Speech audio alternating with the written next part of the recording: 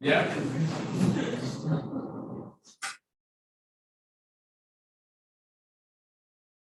This has been happening.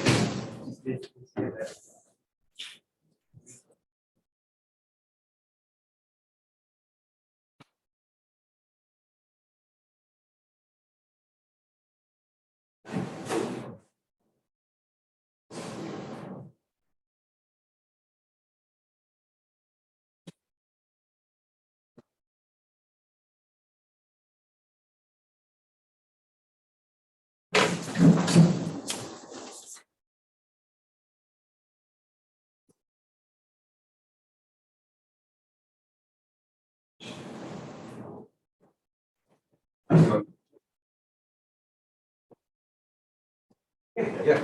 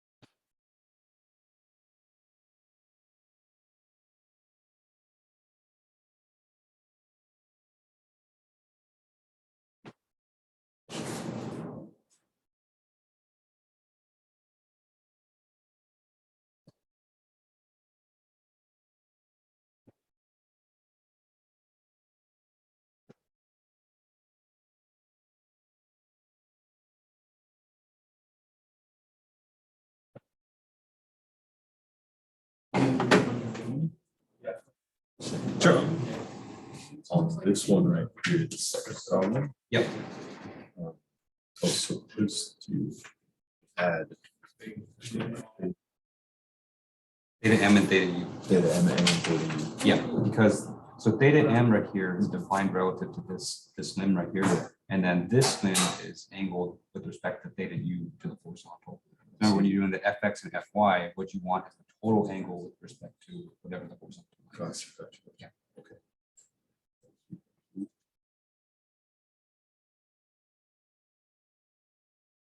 For both.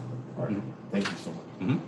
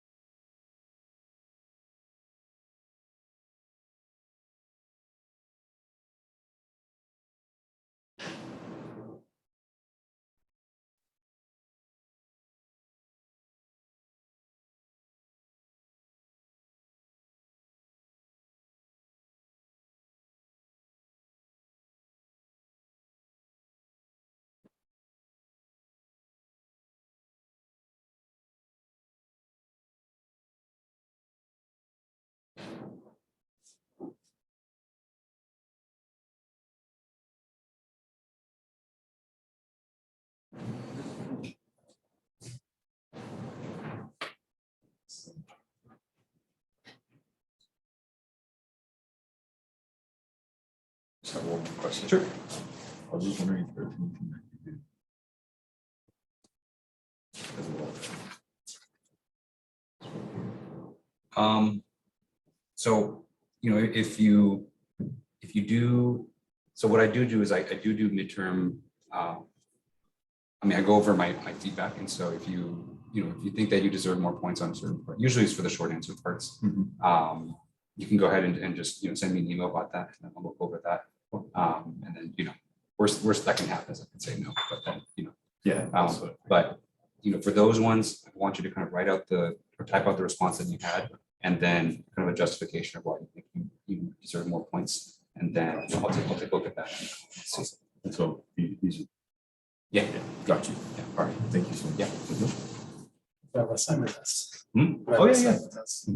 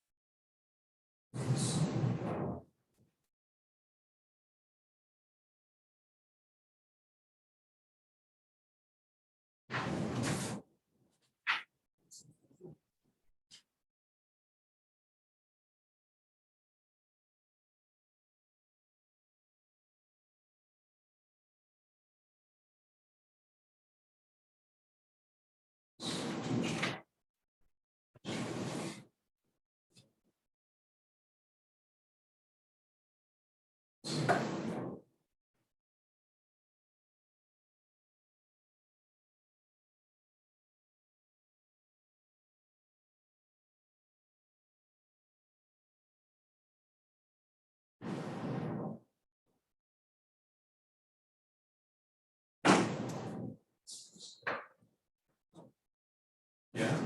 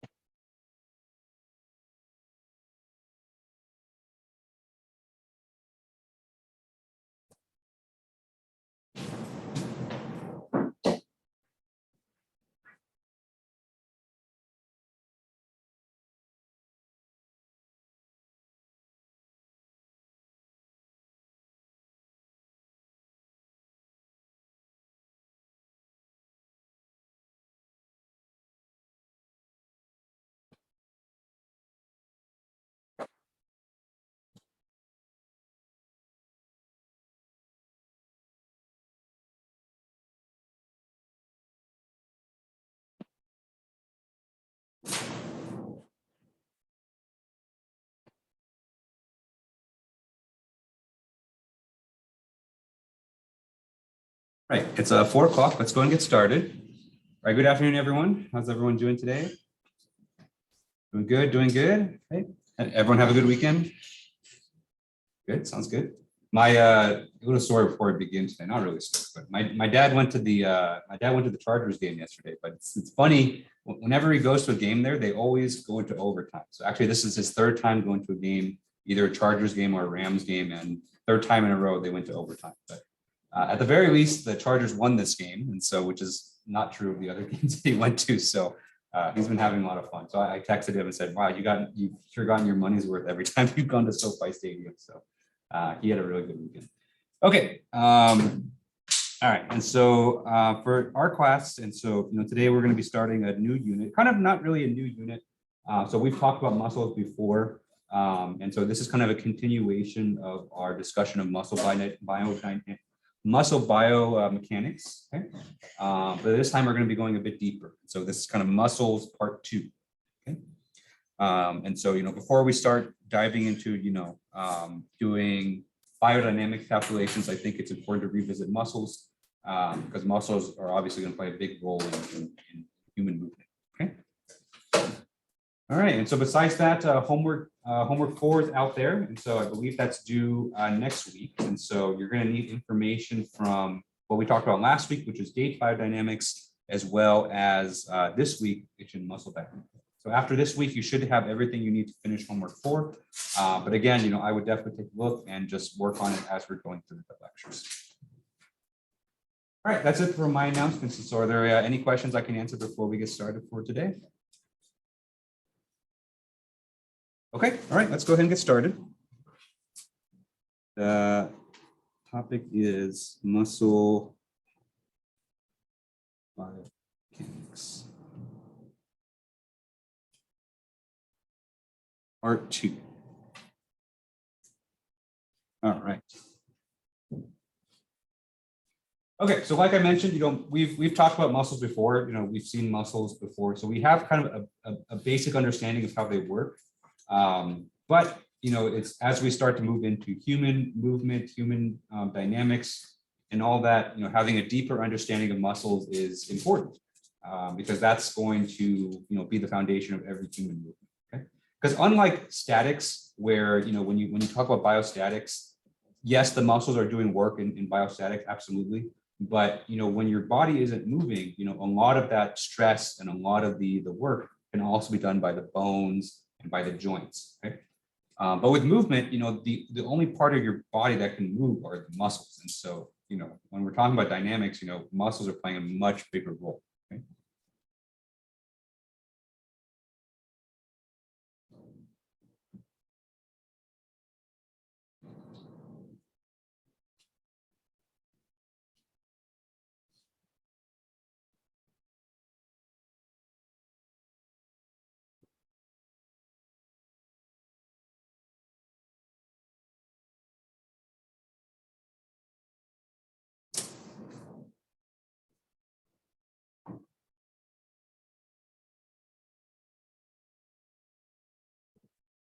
Okay. That's not to say that the bones and joints aren't doing anything. It's just that their roles are, just by the fact that bones and joints can't move, they can't contract, the roles are going to be much more minimal. Okay. All right. And so a little of this is going to be review. And so you'll see, some information that we've covered already.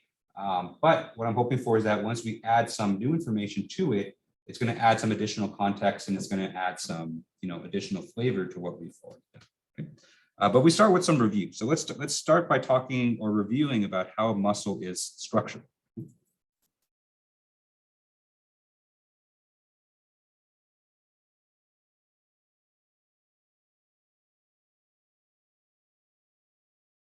All right, and so what I mean by muscle structure, what I mean is kind of the internal structure of the sarcomeres, of the protein filaments, and all that.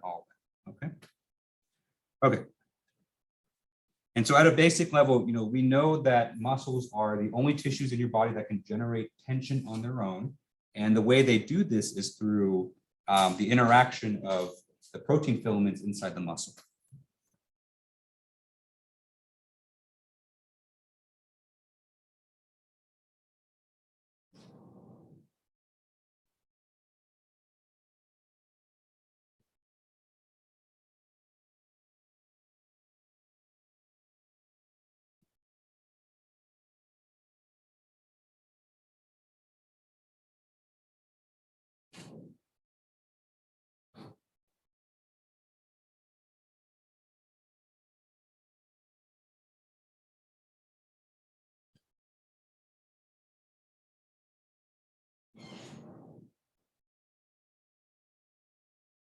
Okay. And so we have two protein filaments inside the muscle. So we have the myosin and we have the actin.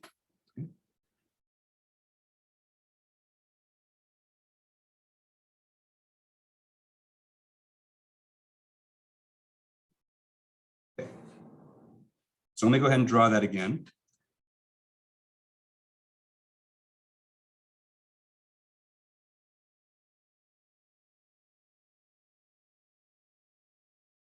And so what I've drawn here are, these are the actin. And so remember, actin are often called the thin filaments. Okay? And so what they do is they surround the myosin filaments.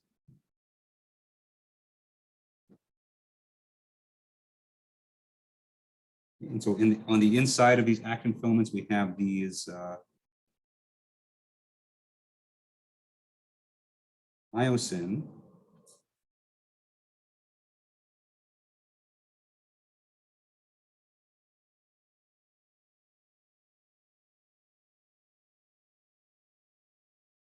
Let's go the other way.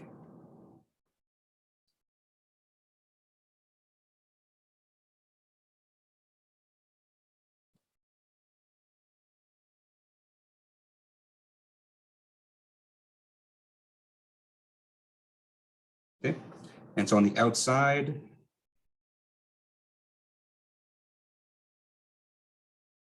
they're called the actin.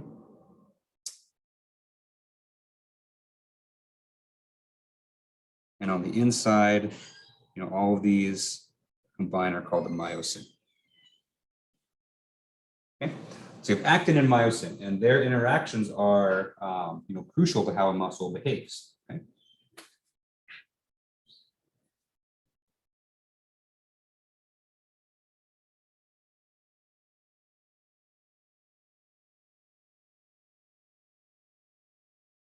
And so when muscles generate tension, what happens is that these myosin heads, all the little tendrils that come off the myosin, they kind of grab onto the actin and they kind of pull them towards each other. Okay?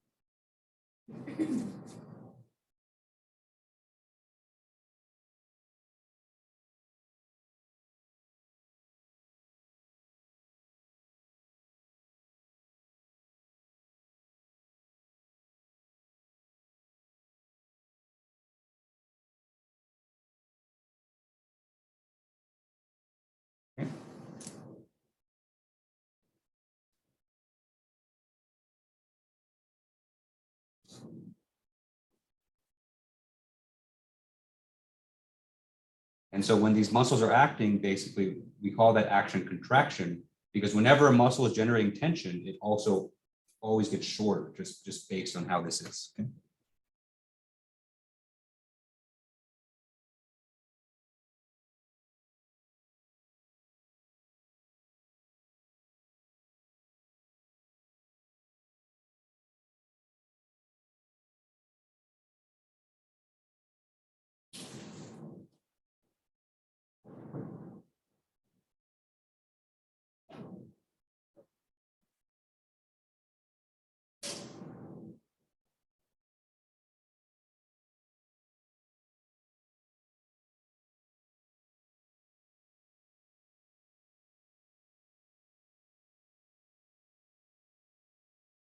Okay.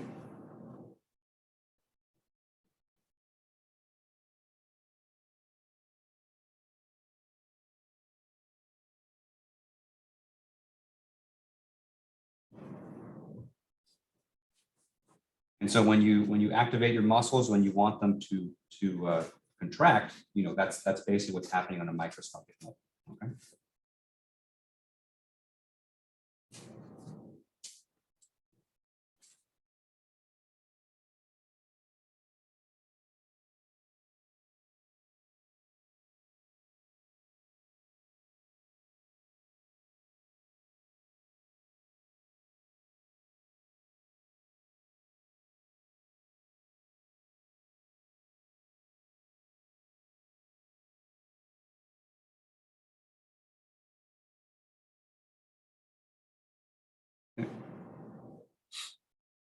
And so one kind of action of the myosin heads, reaching out, grabbing onto the actin and pulling it.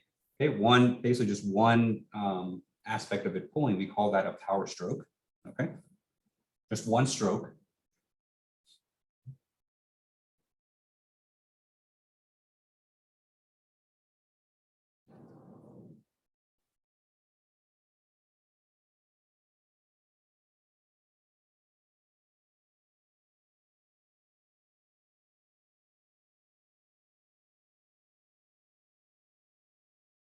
And this we didn't talk about last time, but a power stroke is initiated actually through calcium ions. Okay, and so I think last time we talked about how muscles are controlled by your nervous system, and so ultimately they're what happens is that your brain sends an electrical signal down your spinal cord to the individual muscles, and that's what tells them to contract.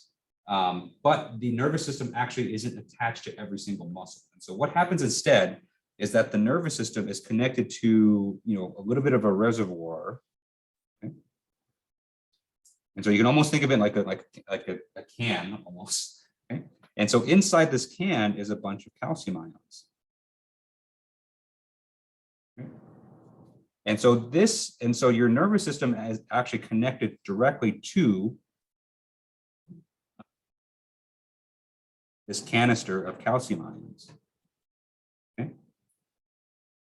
And so when your nervous system tells your muscle to move, it's actually kind of opening this channel. And then once this channel opens, then it kind of fills this cavity or fills the inside of your muscle with a bunch of calcium. Okay?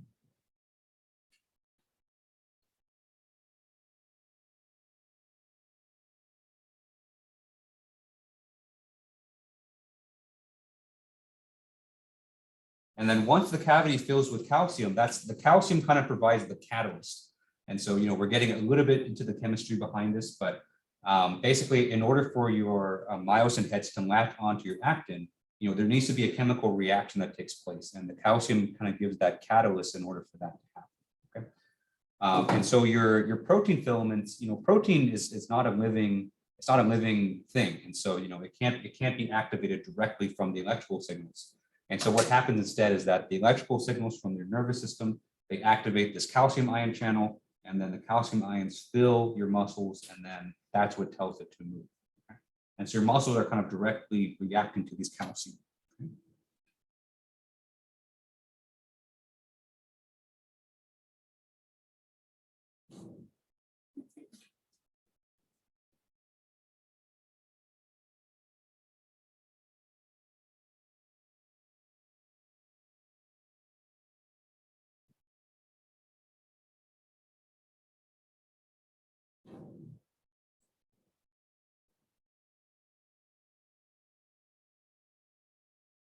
Okay.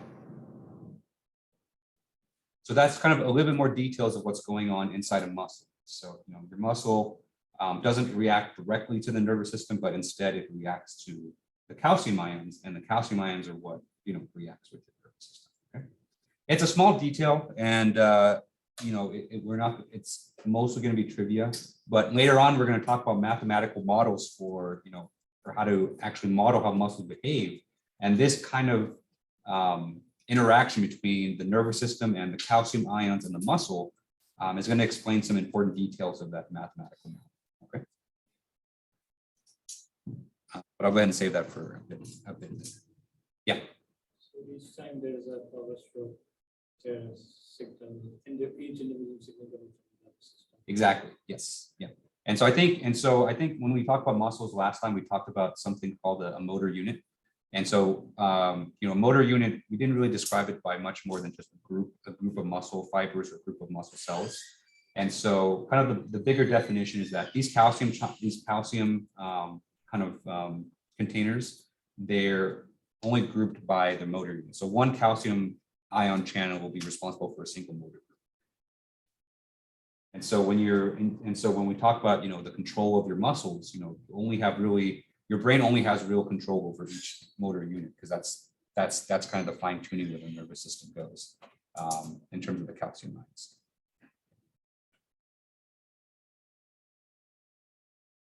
Any other questions on this? Okay. So actually, let me write that down.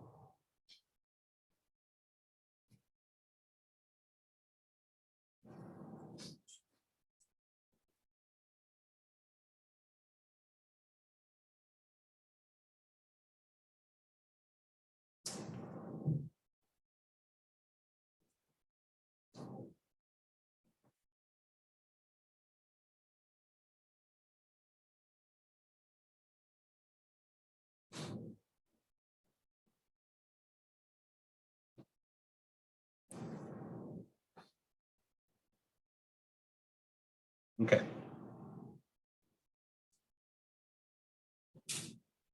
All right, so that's what's going on kind of the microscopic level inside a muscle. So let's kind of start to look outwards. All right, and so a set of actin and myosin together, we call this, each kind of functional unit of that, we call this a sarcomere.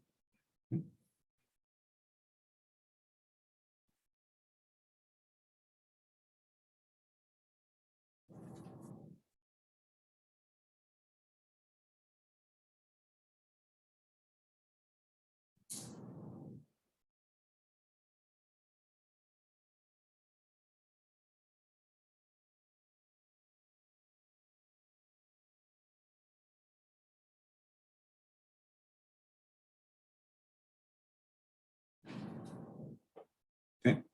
And so sarcomeres are kind of the building blocks for a lot of the muscles. And so when we talk about, kind of the muscle itself, the sarcomeres are kind of the functional unit that we describe. Right? It's a lot easier, especially when you're looking at a muscle under the microscope, to count the number of sarcomeres rather than count the number of myosin heads or the amount of protein fragments. And so, just for kind of organization's sake, and because all the sarcomeres, one sarcomere will always kind of move all together. This is kind of the unit of organization.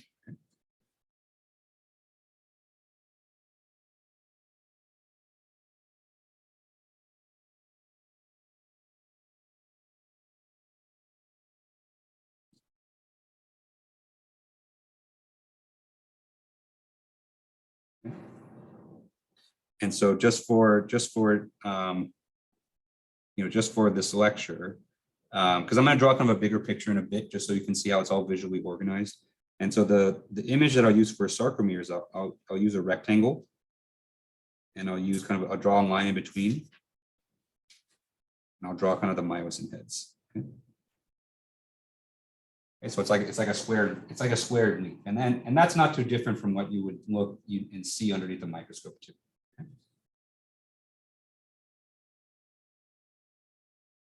Okay. And so the important thing about sarcomeres is that they have a relatively fixed size inside a person's body. So the size of a sarcomere is about 3 microns long.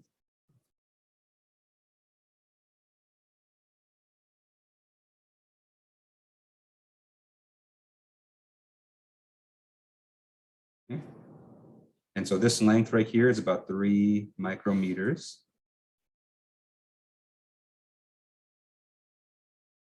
And so, of course, 3 microns is a lot smaller than most of the muscles in your body. And so what ends up happening is that these sarcomeres are lined up kind of end to end. And we call that a myofibre.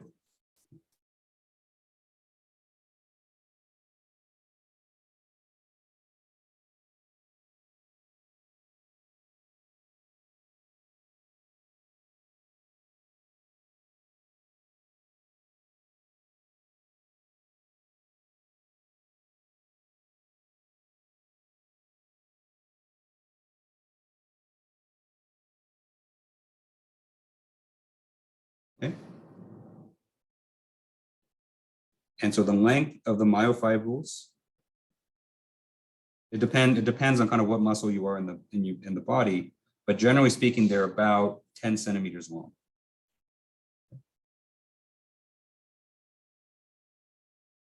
So myofibril might look something like this, and so we have kind of a long chain of sarcomeres together. Okay.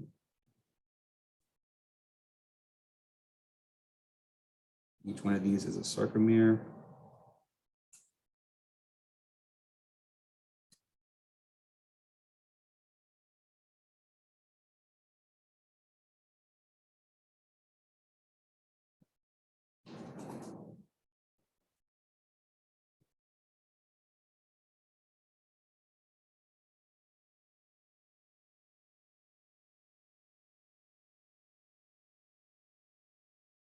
Okay.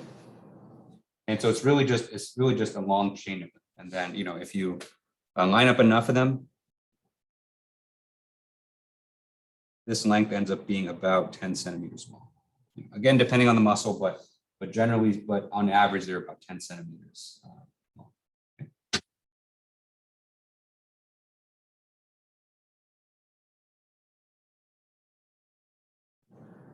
Okay. So once you go beyond the myofibrils, the next kind of set of organization is that the myofibrils are kind of stacked in parallel to each other. So they're kind of packed in a bundle. Okay?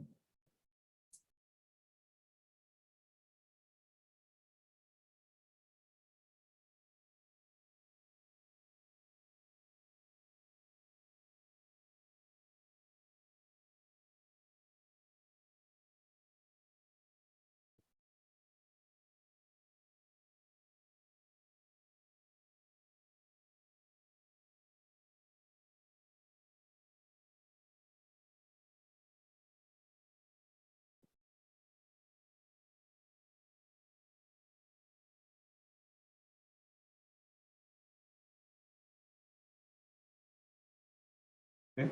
And when you get a bunch of myofibrils together and you bunch them all together, that's what makes a single muscle fiber, or what we call myocyte or muscle cell. Okay. And so a muscle fiber, we oftentimes give it kind of a cylindrical shape, even though not always it's cylindrical. Okay.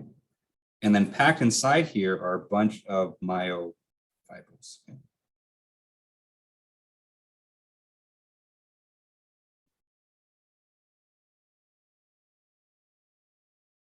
So each of these dots would be a myofibril.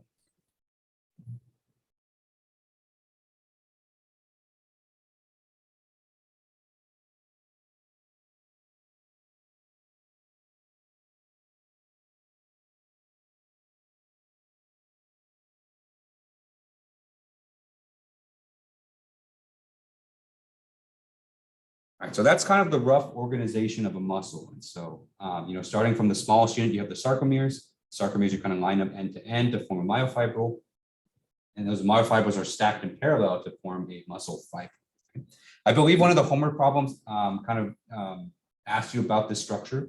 And so I think for that problem, I give you kind of a typical muscle size. And then from that muscle size, I want you to determine, how many myofibrils are in that muscle, how many sarcomeres are in that muscle, and then you can kind of see this. I think when you see it like this, I think it's hard to get, I think, an appreciation for how many of these sarcomere units are actually inside a typical muscle. But what you'll see when you do that problem is that the number of sarcomeres inside just a typical muscle is somewhere in the trillions. It's a lot of these little things. Okay. And you need that because even though and we'll talk about this in a second. Each of these sarcomeres are only about 3 microns long. So if you can imagine, each of those can only change its length by a certain small amount. And so to get kind of large sweeping movements like what you can from the human body, you have to have trillions of these all contracting at the same time in order to produce something that you can observe kind of with the human eye. All right, but hopefully, that information there will help you with that. I believe it's the second to last homework. All right, any questions on this?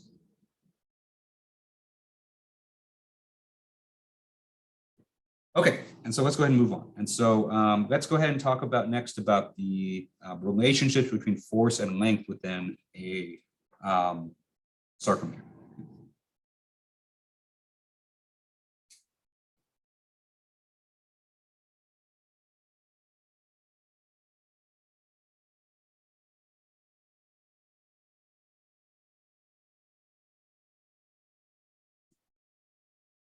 Okay.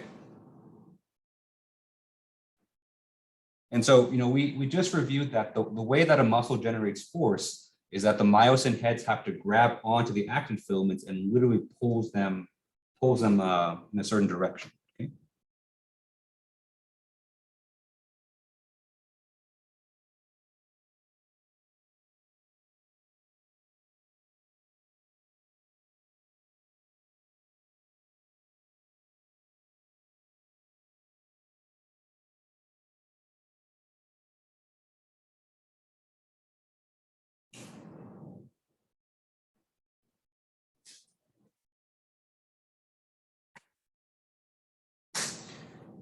And so if that's the basis for muscles generating force, then it kind of stands to reason that the amount of force they can generate depends strongly on how many on how many myosin heads can actually attach onto the actin. Okay.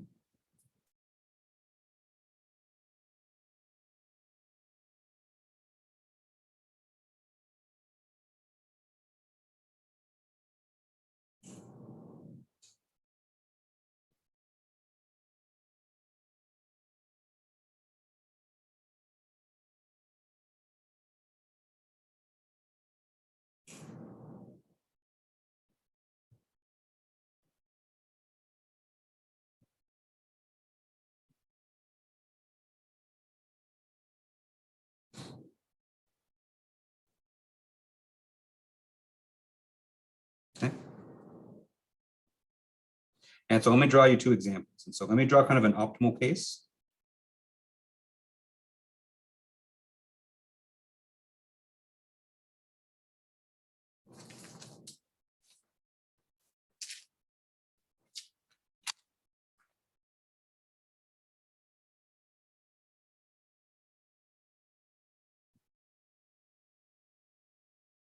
Okay.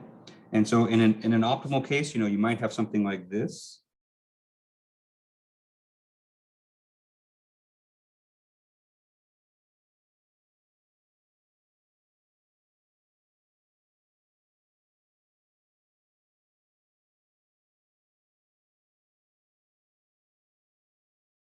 Okay.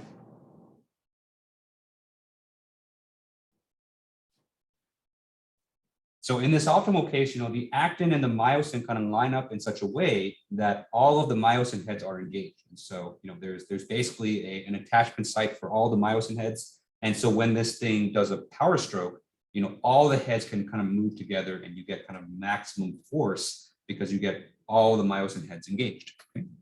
If you compare that to a case that, may not be optimal. And so, let's consider a case like this.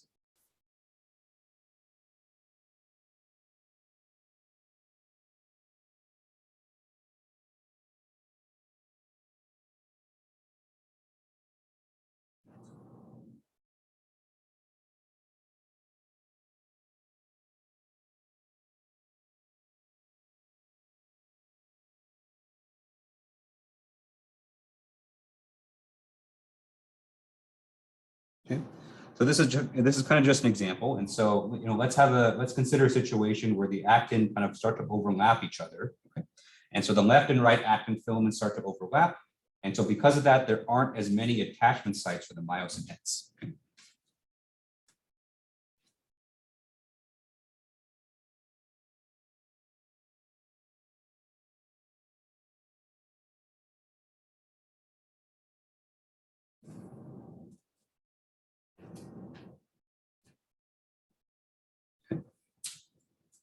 And so a muscle like this can still contract, and so it can definitely still shorten even more. But because there's you're not working at 100% efficiency, and so you only have just a fraction of your myosin heads that's participating in the power stroke, then this is going to generate less force. Okay.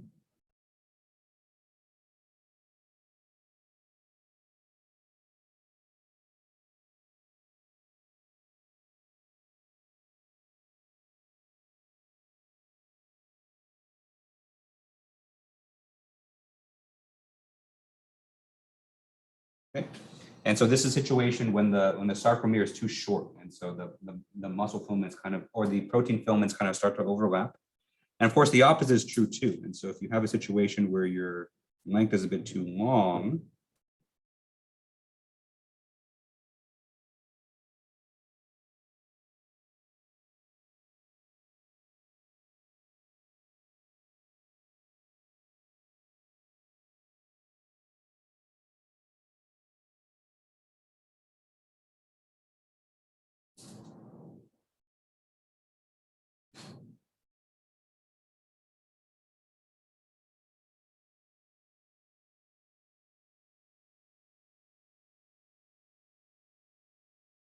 okay.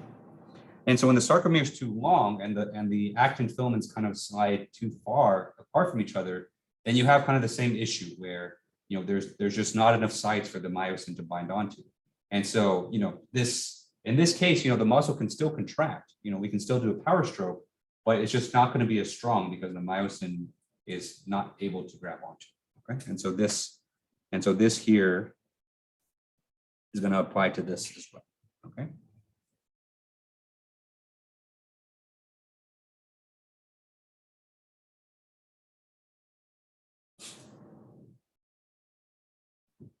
Yeah. Yeah, because you know, the actin filaments only have a fixed amount of length. And so as your muscle kind of goes through changes in length itself, then you know the actin filaments are going to either drift too far apart when the muscle is kind of stretched too much, or if the muscle is fully contracted, then you have kind of overlap and you just don't have any sites. It's because they only have a fixed amount of length.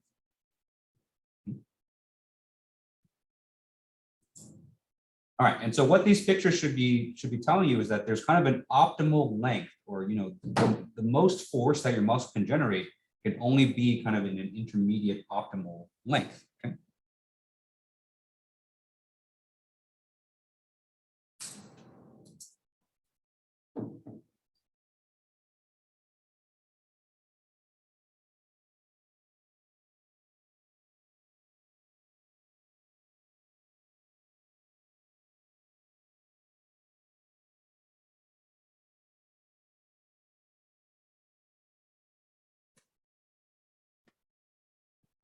And in fact, we can graph it, and it's actually one of the you know, really important graphs.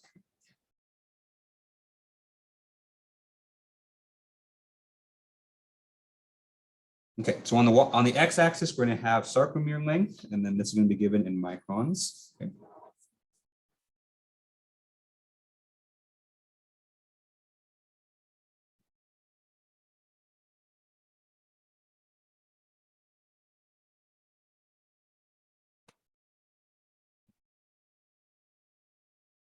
And on the y-axis, we're going to have the amount of force that's generated, and we'll call that a normalized force. Okay? And so the force, it doesn't have units, and so it'll be just for, you know, we can say that we basically scaled it based on a maximum. Okay? Let me go ahead and label the x-axis, because that's actually going to be more important.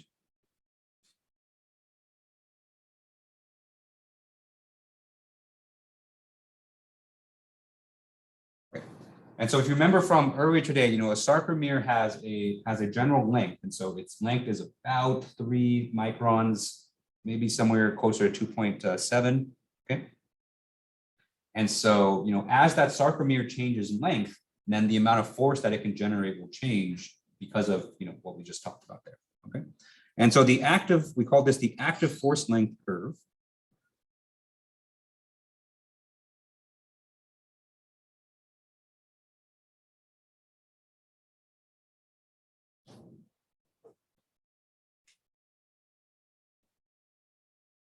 Okay. And so it looks something like this. And so there is a period where, you know, you're going to be ascending, coming up. Okay. Then you have a region which kind of plateaus. And you kind of have a longer descending region. Okay. It's not as smooth as I'm kind of making it seem like here. You know, usually not that many curves have a sharp corner like that, but this is kind of its rough shape. And so we'll call the different regions. So we'll call this region the ascending region. Call this region the plateau region. And then this region here will be called the descending.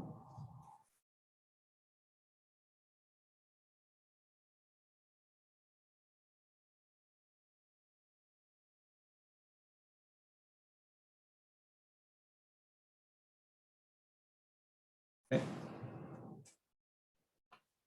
And so you can see here the maximum amount of force gets generated in this plateau region. Okay.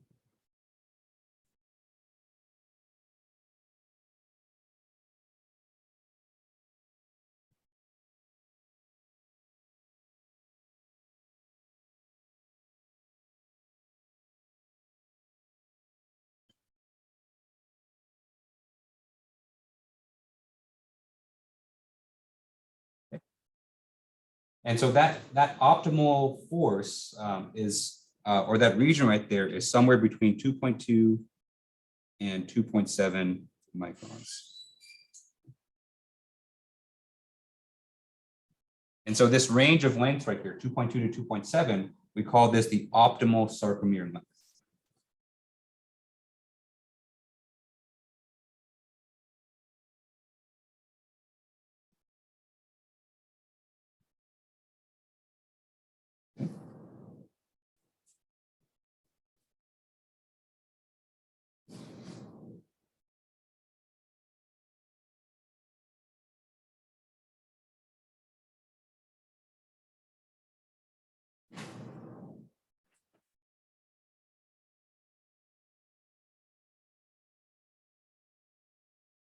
So this is actually interesting. And so what this tells you is that, for any given muscle, there's some kind of intermediate position, somewhere in between fully stretched out and fully contracted, somewhere in between where, if you start your muscle action from there, that's going to generate the most amount of force. Okay? And that all has to do with how the sarcomeres are behaving, during that time.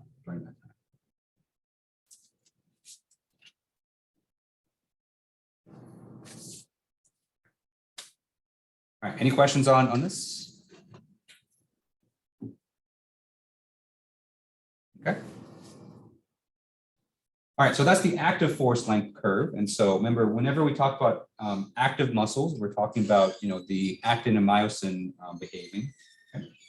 But one thing, we talked about a lot in the previous unit is that your muscle has a lot of passive quantities as well.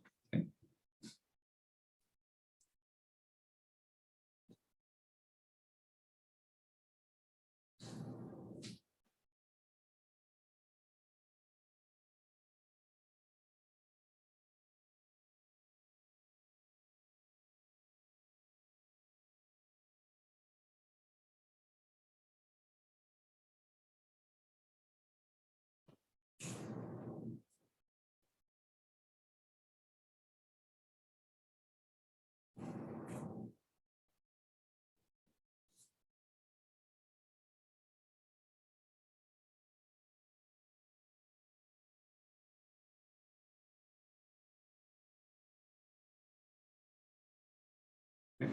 And remember what these passive elastic properties, what they allow the muscle to do is that, once you kind of stretch muscle past a certain threshold, then there are some additional forces that the muscle generates that have nothing to do with the actin and the myosin. And so, that's why we talked about, whenever you're going to do a big action, let's say that you're jumping up or you're trying to punch someone really, really hard, what you do is you kind of stretch your muscles beforehand, right? And what that does is that it kind of overstretches your muscles. And so that you kind of gain some benefit from that elastic properties, so that when you actually do go and release, and when you contract, you gain the benefit from both the active force length curve as well as the passive elastic properties as well.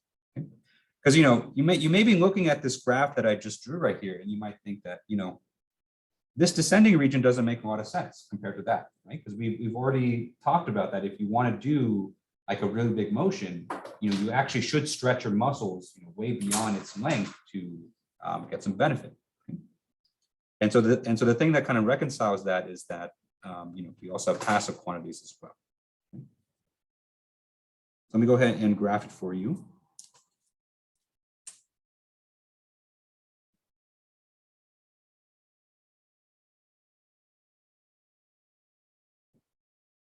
Okay, and so we call this the passive force length curve.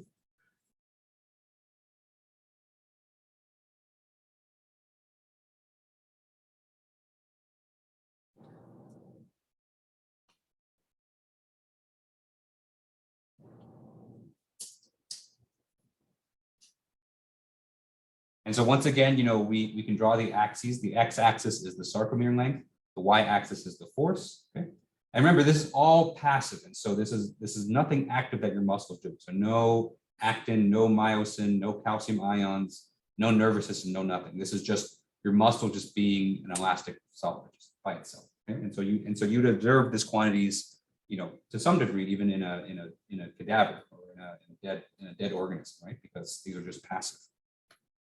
All right, and so generally what you see is that, if you're below, below kind of the average length, And so the average length for the sarcomere is like somewhere between 2.7 and 3 microns.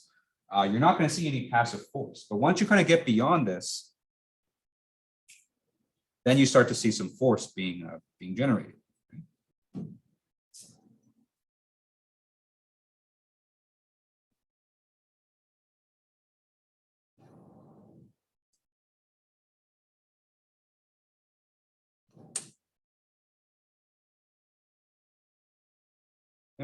And so what you should see is that as you stretch the sarcomeres more and more beyond their kind of resting length of 2.7 microns, then you're going to get more and more of this passive force.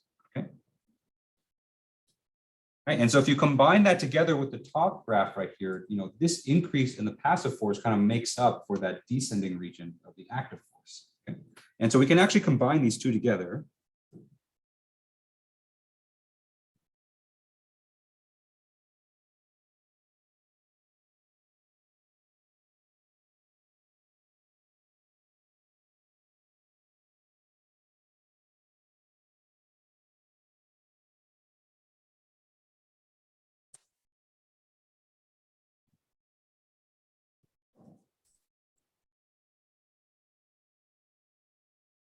Okay. And so we call this the combined force length curve.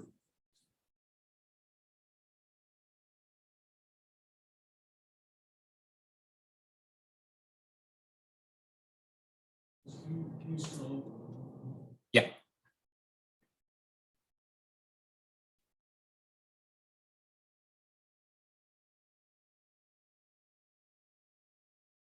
And so the combined force length curve is just going to be the sum of the active force length and the passive force length.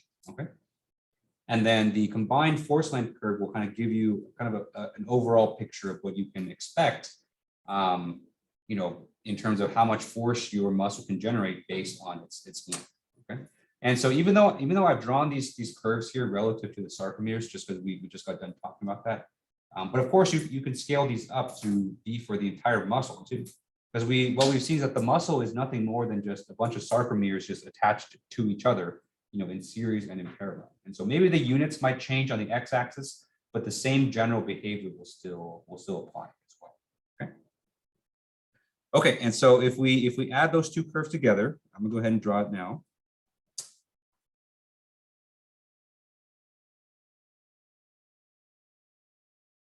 Draw it a little bit longer. And so on the y-axis here, we have force. On the x-axis here, we have sarcomere length.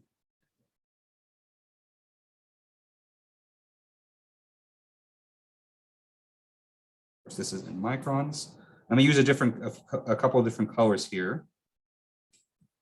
So for the active force length, let me use green. And so for the active force length curve, I'm gonna go ahead and smooth it out just a little bit. And so it'll look something like this.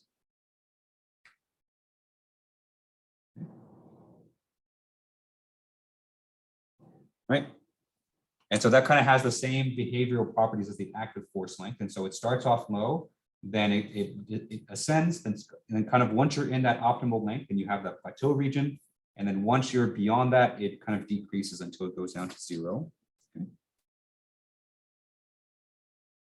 Kind of in parallel to that, we have the passive force length. And so, the passive force length starts out at 0.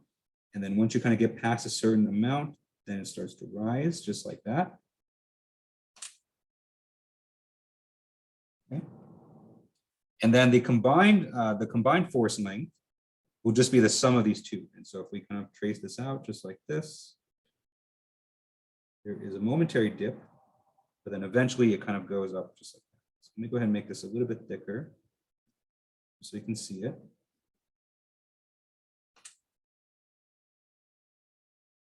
Okay. And so that combined force length curve right there is the amount of force that your muscle can generate at different lengths. Okay.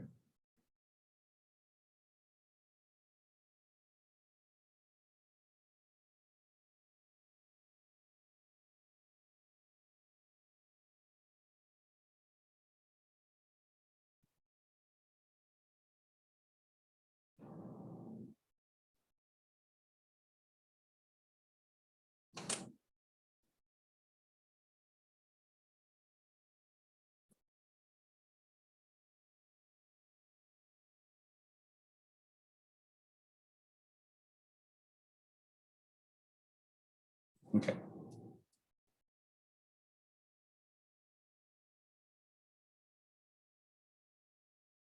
All right, and so from this curve, you can see that the least amount of force that your muscle can generate is at very, very short contraction lengths. And you can try this too. And so, I always use this as an example, but you can use your biceps. Okay.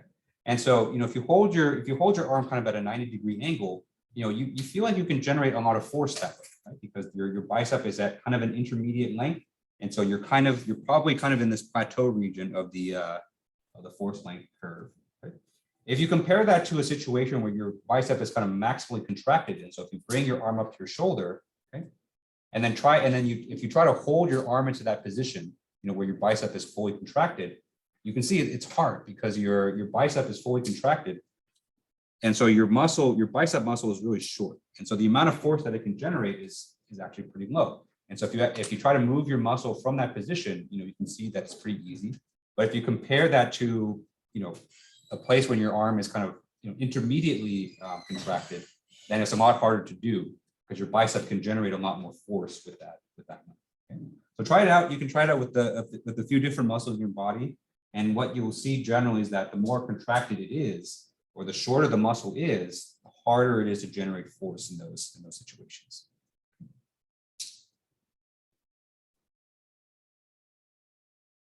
Let me write one more thing. So these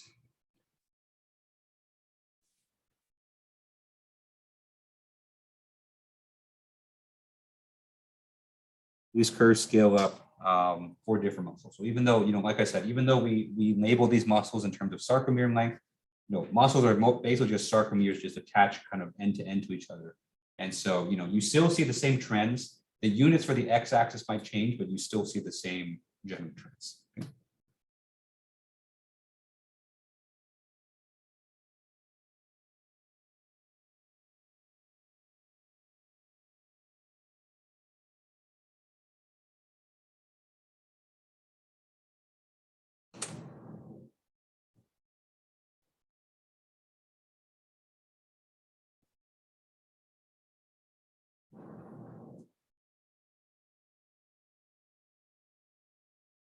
Okay. All right, any questions on the force length relationships within a muscle?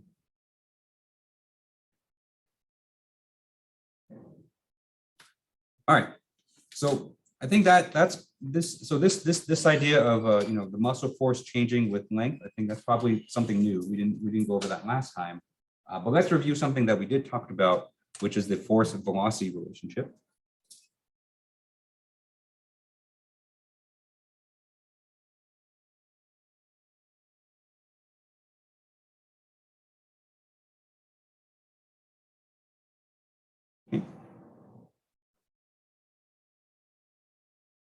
All right, and so the force velocity relationship, what this tells us is that the amount of force a muscle can generate changes depending on how quickly it's contracting or how quickly it's it's shortening.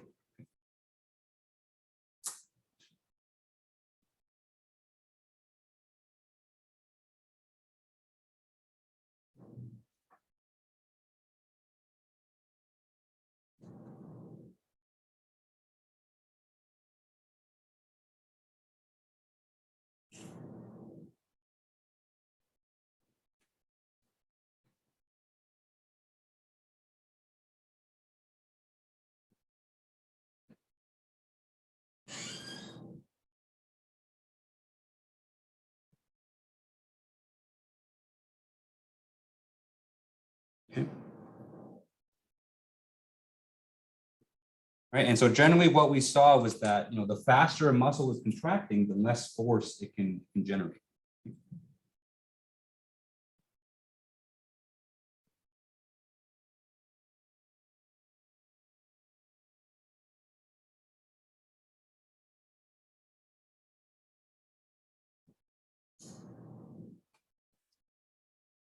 Okay.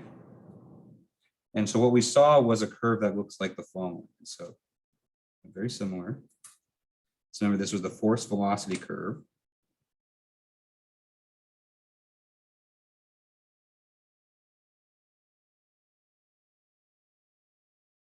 where on the x-axis here, we have velocity. And on the y-axis here, we have force. Okay. We had kind of a midpoint on the curve right here. And so this was at 0 velocity. Okay.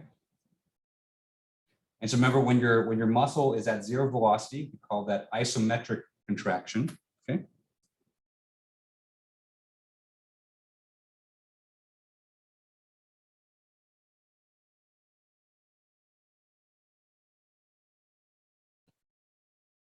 And so what we said is that if your muscle is generating force, if it's going through the power strokes, but it's not actually moving, we call that the maximum force. Okay. And so this mark right here, this is called the isometric maximum. And so we'll give that the symbol FOM.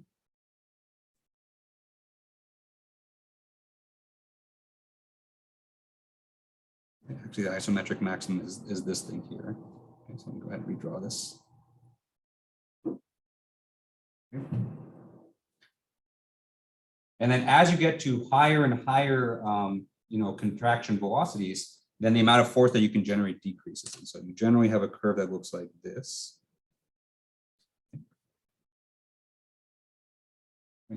And so as you depart from the isometric maximum, the force is going to decrease. Okay. But then if you're kind of going the opposite way, and so if you're eccentric contraction, so if you're on the left, then the amount of force that you can actually get will increase. And so here we have concentric contraction. Remember, on the left we have eccentric. And so that's depending on if your muscle is contracting and it's getting shorter, and if the other case if it's getting longer. So if the muscle is getting longer but you're trying to stop it, then you have more force.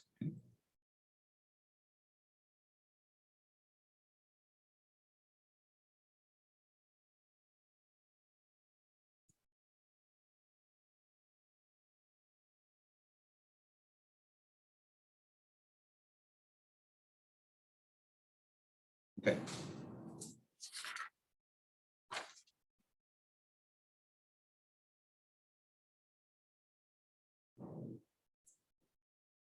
All right, so that's the general curve that we drew for the force velocity. And remember, we talked briefly about the reason why this was, but just to kind of remind you, the reason why you get less force with higher velocity, it has to do with the actin and myosin, right? And so remember, the actin and myosin, it needs time. So it doesn't need that much time, but the myosin head needs some time to, first of all, you need time to fill the channel with calcium.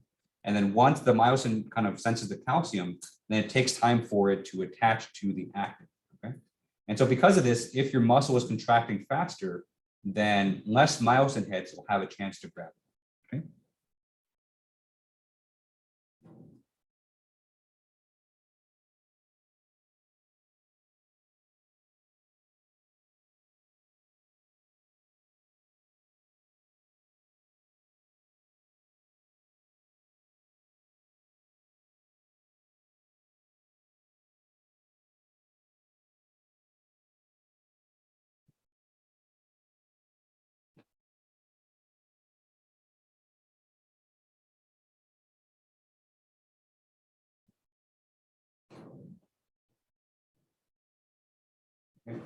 So that's the reason you get decreasing amounts of force with higher and higher velocities.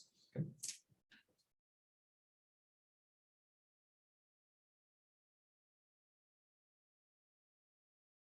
Okay.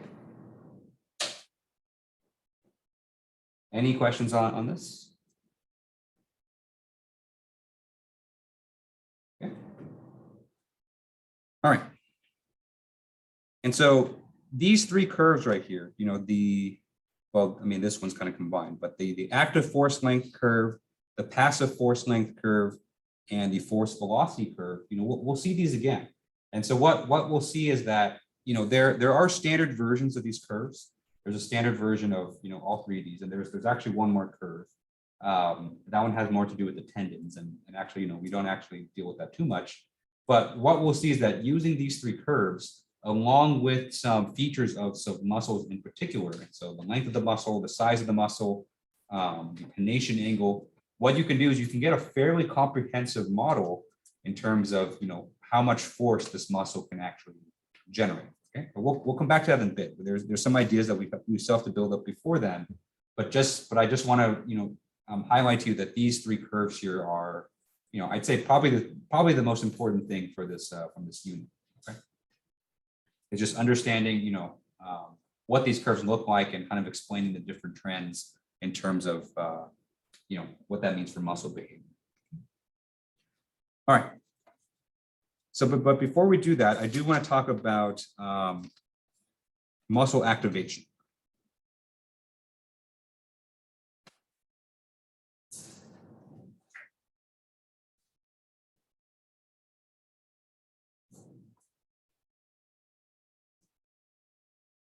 Okay. And so when I say muscle activation, what I mean is, the act of your muscle becoming active and initiating a power stroke. Okay.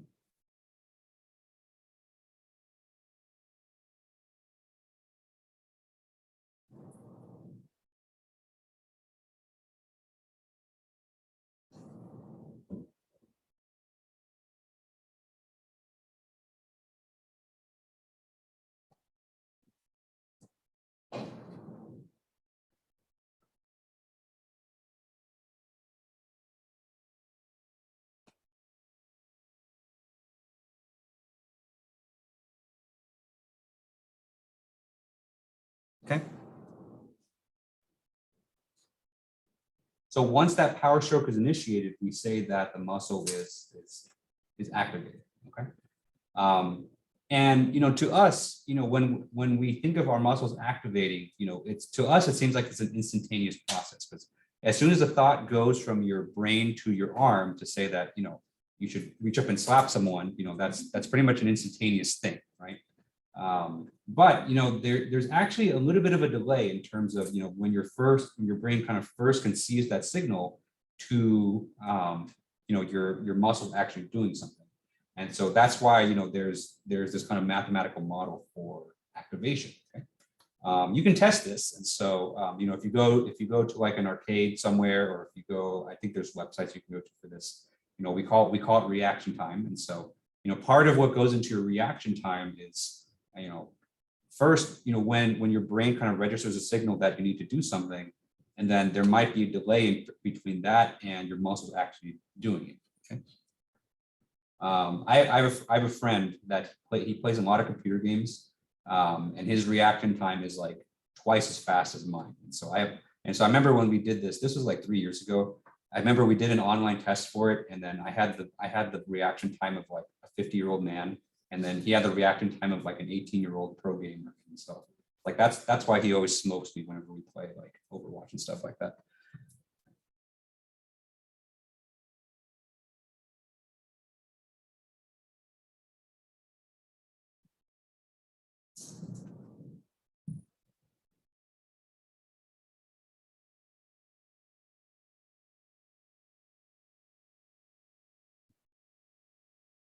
Okay. All right, and so what do we know about muscle activation? So we've already talked today that there's kind of a process to this, and so there's not a direct line between the electrical signals that your brain generates and having that go directly to your muscles, right? What we learned today is that the process is kind of tiered, and so the nervous system actually interacts with the calcium ions. Okay?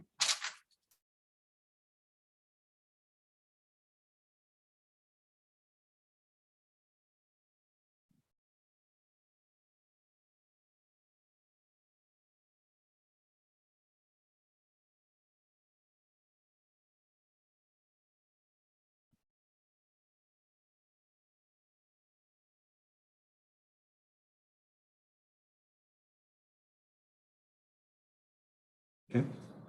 And so when your nervous system basically tells your muscles to act, what it's really doing is that it's releasing these calcium ions into the muscles, and then those calcium ions need to perfuse through the entire muscle.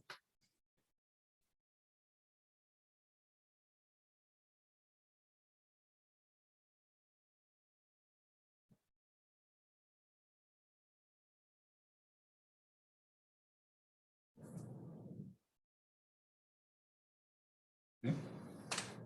Then once those calcium ions perfuse to the muscle, then that causes the actin and myosin to activate.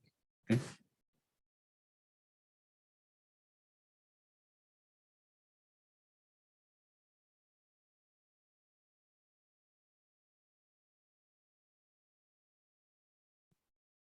Okay.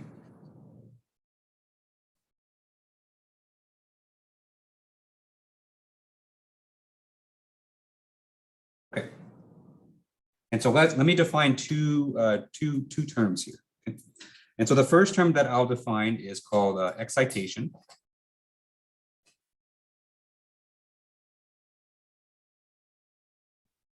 And so we'll call this U of T.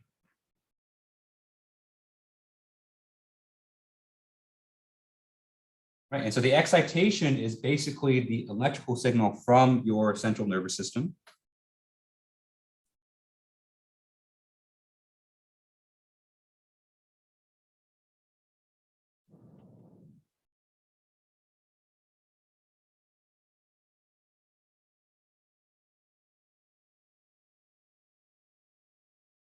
Okay. And so this active or this excitation, excuse me, this excitation, you can kind of think of it as like a step function. And so when your brain is telling your muscle not to do anything, it's at a 0. And then as soon as your brain wants your muscle to do something, that excitation will come up to 1. Okay. And so over time, it may look something like this. And so you may have kind of a an x-axis here we call time. And then the moment when your brain wants your muscle to do something, it's going to excite it. Okay. And so you might have something like this.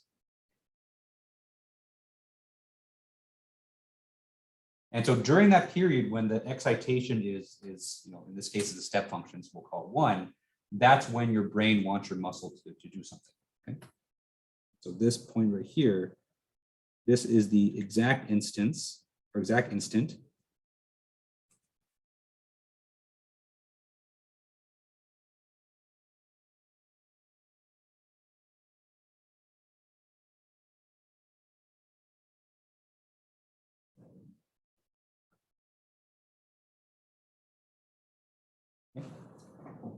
and so your brain sends an excitation signal. And so that is more or less pretty instantaneous. And so, that's basically the process of your brain creating the signal, sending the signal to your muscle. And then as soon as it hits your muscle, then, we get that spike. Okay. So the excitation is different than the activation.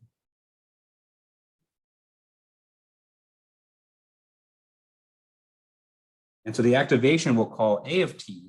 And so the activation is, kind of as we've defined it. So the activation is your muscle actually reacting to that signal. And so as soon as your muscle, as soon as your muscle receives that kind of excitation, then it starts to fill that channel with ions. And then once the ions are kind of perfused through the entire muscle, then your myosin heads will start to activate.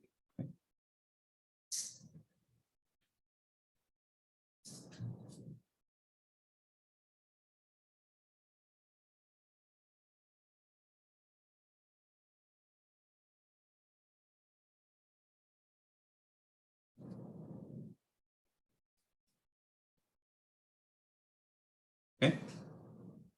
And so like I said, there's usually a delay between these two. And so, if we look at kind of a timeline right here, okay, I'm go ahead and draw the excitation again.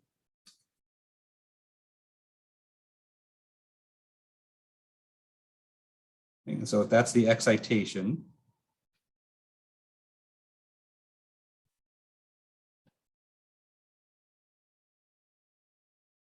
it's gonna take a little bit of time, not that much time, but it's gonna take a little bit of time for the muscle to get perfused with the calcium ions. And so what you'll see is that once the excitation hits the muscle, the activation is going to start. And so, it's not going to, it doesn't have to wait for the entire muscle to fill with that. But, it is going to take time for it to completely fill. And so what you'll see is that the increase here will be kind of slower. Okay. But eventually it will kind of reach maximum activation. Okay. And then it's going to plateau. And so, it's only going to go up to the level that that the brain is exciting it to be. Okay. And then eventually, when the brain tells the muscle to turn off, and so when the brain tells the muscle, like, all right, you're done, no more need to contract anymore.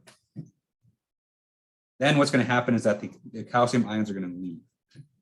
But if it takes time for the calcium ions to get there, it's going to take time for them to leave as well. And so even when the brain signal is gone, your muscle is still going to be partially activated. And so it takes a bit of time for the muscle to kind of calm down. So I'm going to go ahead and draw that a little bit better.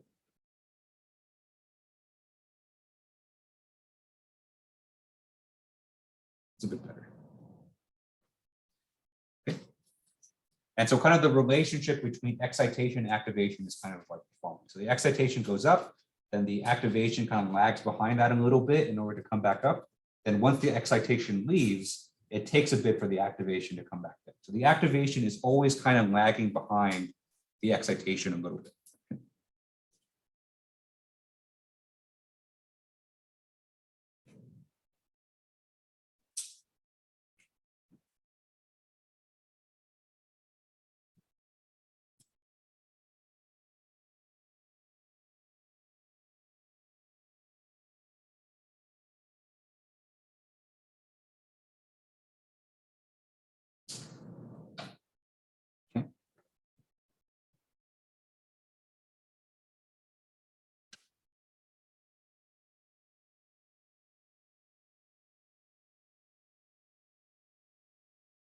And so, of course, that lag is different for everybody, but that's important to know. It's important to know that we as humans we can't instantaneously react to stuff just because physically we can't. And so there's important kind of physical barriers to that happening. And so when you're taking like driver's ed or you're taking a defensive driving class, they always tell you if you're on a freeway, you should have a minimum distance between you and the person in front of you. And maybe people aren't like me and crazy drivers, but when I saw them, I can react in time for that. But the difference between falling behind 10 feet behind the other driver versus falling 2 feet, it's a difference of milliseconds. And so it can really mean the difference where if the person slams the brake ahead of you, it's not really a question of if you're good enough or if you're a good enough driver to slam on the brakes ahead of time. You're really getting to the physical limitations of how quickly you can actually react. Because even if your brain may see something happening in front of you, it still takes it takes a bit of time, but it takes just a fraction of a second for your body and your muscles to actually react to it and for you to slam on the brakes. And so those safety guidelines are kind of made with this kind of in mind, with a lot of the biomechanics of how muscles and how humans behave. And so that's kind of important to take into account. All right, any questions on this? Yeah. Yeah. Yes, yeah, for sure. Yeah. So once you start to get into fatigue, fatigue I think affects more of your nervous system more than your muscles. It affects your muscles too as well. But if you're talking about sleepiness and things like that, then that's going to delay your excitation. And so, you may not react. Sometimes you may not react at all, and then the excitation may not even get there. And then, if the excitation never gets there, then the activation is never going to happen as well. So, yeah, it's a very, very complex system with a lot of different factors. And so, stuff like fatigue and things like that make a big impact as well.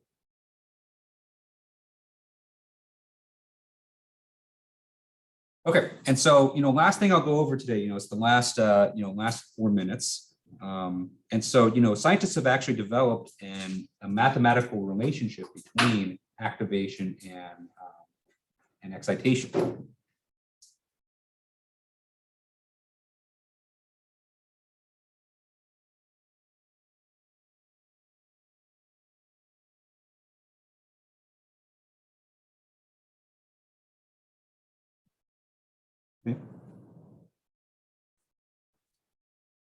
And so the mathematical model is actually in the form of a differential equation. It's not a terribly hard differential equation, but it is one.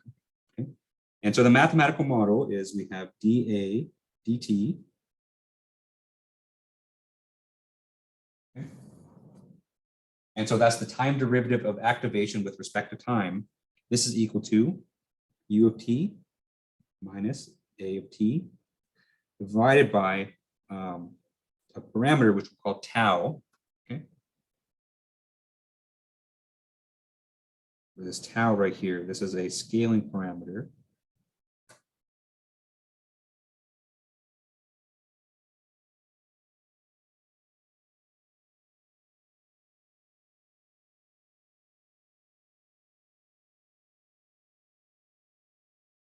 And the scaling parameter is kind of unique to every individual, kind of based on their reaction times.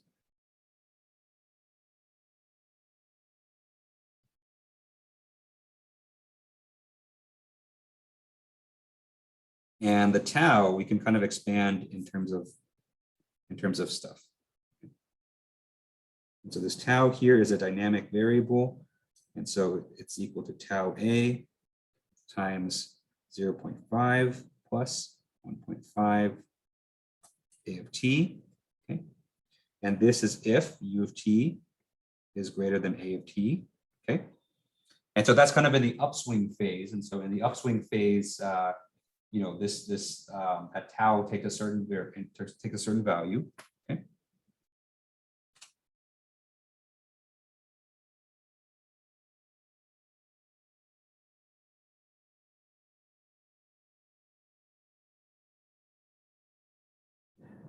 Okay. And so in the downswing phase, so when the muscle is deactivating, then tau takes on a different value. So that's equal to tau d divided by 0.5 plus 1.5 a of t. Okay. Where tau a and tau d are kind of defined here, kind of very intentionally. So tau a right here is what we call the activation time constant.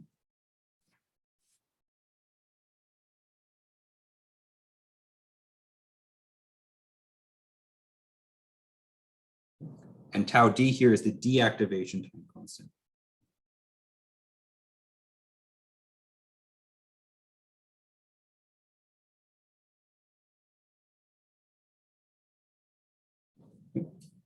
And so these parameters here, they can change from person to person, but average values for tau a will be about 10 milliseconds. And then about average time for average value for tau d is about 40 milliseconds. Okay.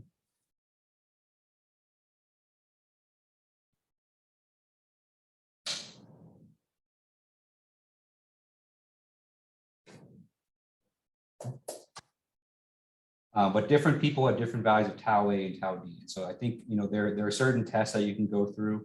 I'm not exactly sure how they define this particular model, but I'm guessing you can tune those based on certain kinds of reaction tests that people do. Okay.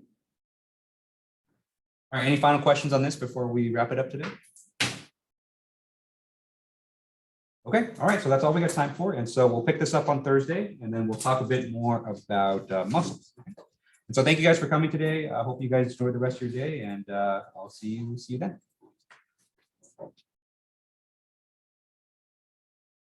Oh, and if you haven't picked up your midterm yet, I have them up here, so you can come pick it up, you know, right now.